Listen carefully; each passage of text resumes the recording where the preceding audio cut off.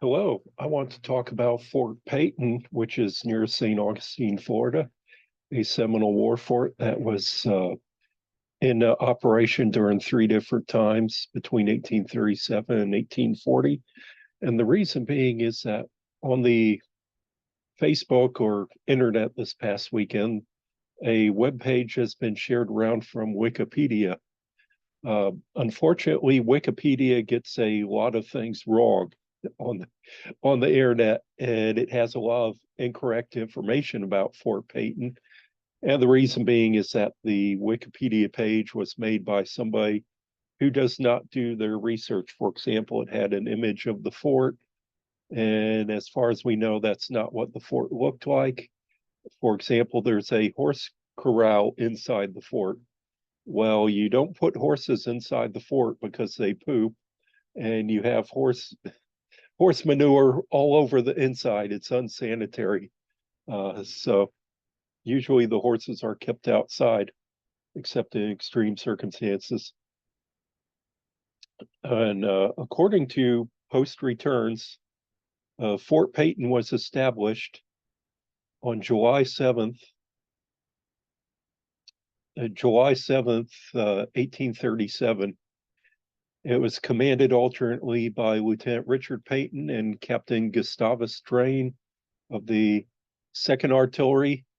Captain Drane probably said, "Well, I have a fort named after me already by on General Clinch's plantation. Why don't we name one after you, Lieutenant Peyton?" So they did.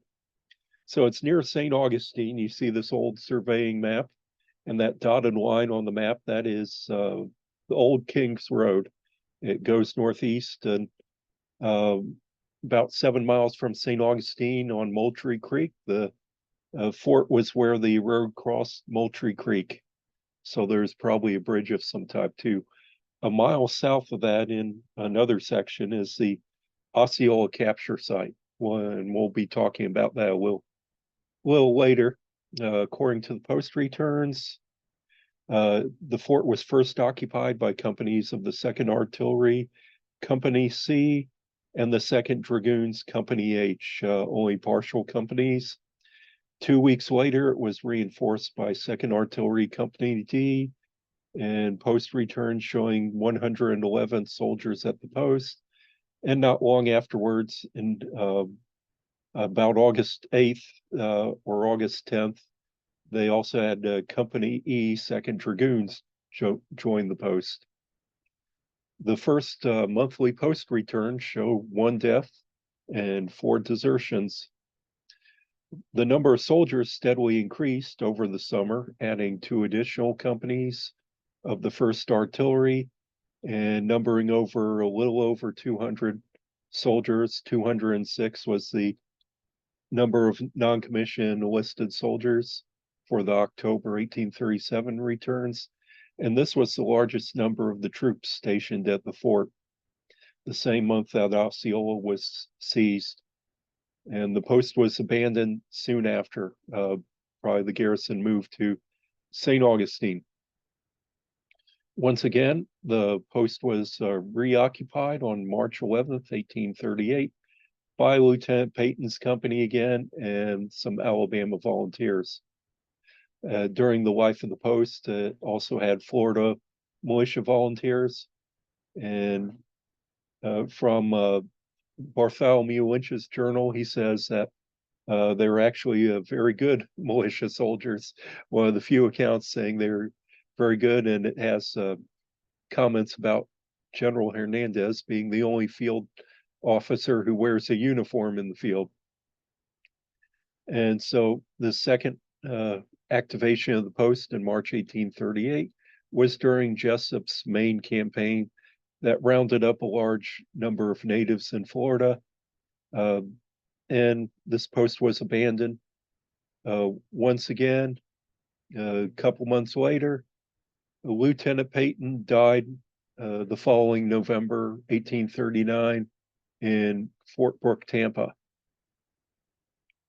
So then the fort, a month after Lieutenant Peyton's death, was reoccupied by 2nd Dragoons Company D and was alternately garrisoned by troops of 2nd Dragoon and 3rd Artillery from St. Augustine.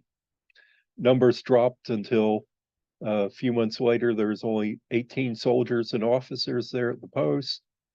In early 1840, also Fort Hanson and Fort Fulton, other forts protecting the roads into St. Augustine, were abandoned, and the Dragoon soldiers from Fort Fulton moved into Fort Peyton, and a week later, Fort Peyton was abandoned on the 6th of July, 1840, and everyone moved to St. Augustine at that point.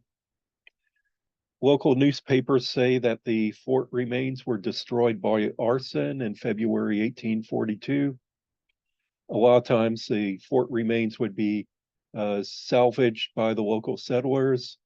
The newspaper indicates that was done by some local degenerate person, and it does not indicate that Indians burned down the fort. So there's some local hoodlums, apparently, and no one was ever caught, as far as we know. The only description of the fort we have is from Dr. Jacob Motte, and you can get his book from the Seminole War Foundation, Journey into Wilderness by Dr. Jacob Motte. And he's the only one who gave a physical description of the fort, simply that was on elevated ground in the midst of a pine barren near Moultrie Creek, 7 miles from St. Augustine. It consisted of 4 log houses built in a hollow square, 2 occupied by troops, 1 by officers, and a 4th used as a hospital and commissary. Dr. Motte spent about 2 months there from September to November 1837, and apparently he also witnessed Osceola's capture. It's not clear what he means by log houses. If he meant blockhouses, he certainly would have said blockhouses, I would have thought, because he was a Army doctor, and blockhouses was a term that was used back then. Private Bartholomew Lynch of the 2nd Dragoons was one of the soldiers who built the fort, and he does not give any physical description, but he says Fort Peyton was healthier than his quarters inside Fort Marion at St. Augustine. Also, Surgeon Samuel Foray was there for a time also when Osceola was captured, and he was a witness to the capture, but he gave no descriptions of the fort. Now, of course, this fort will be forever remembered as connected to the capture of Osceola a mile south of it. So kind of the most infamous incident in the Seminole War that if anybody remembers anything about the Seminole War, usually this is one thing they know from history. Dr. Motte's description of 4 log houses, it might have been similar to this. Fort Simon Drum in 1855. The sketches, it really doesn't have a blockhouse. There's a cupola on top of one of the houses. And so maybe this was a description of what it might have looked like. There is also a Fort Hanson nearby, and the Dragoon soldiers were there. You can see a stable, and there's a blockhouse on the left, and on the right is some other log shed or house. It doesn't even have a picket. So a lot of forts in Florida didn't even have a wall or a picket.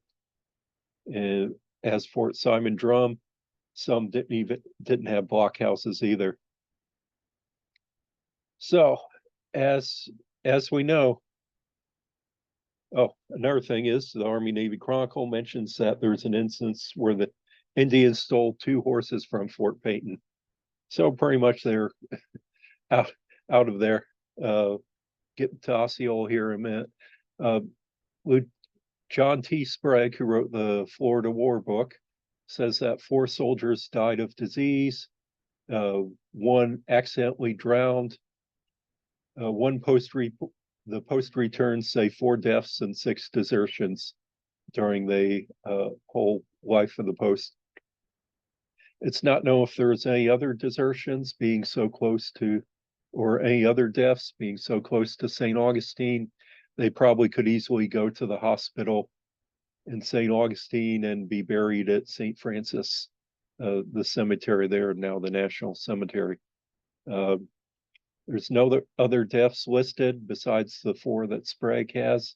It has one soldier killed near St. Augustine, says killed felling a timber for the pickets, which doesn't say what these pickets were for. If this was a picket that was being built at Fort Peyton or another fort, we don't know. Now, what the fort's most famous for is the capture of Osceola on 20th October 1837. Before Osceola was captured, 5 former slaves surrendered at the fort. Soon after, Kawakachi or Wildcat, a Miccosukee war chief, also visited at Fort Peyton to negotiate the freedom of his father, King Philip, who had been captured in September of 1837. So on October 20th, 1837, Osceola refused to come to the fort, and a meeting place a mile south of the fort, like we showed on that map previous. Osceola was captured with 79 chiefs and first-rate warriors. Mostly all these were Miccosukee warriors.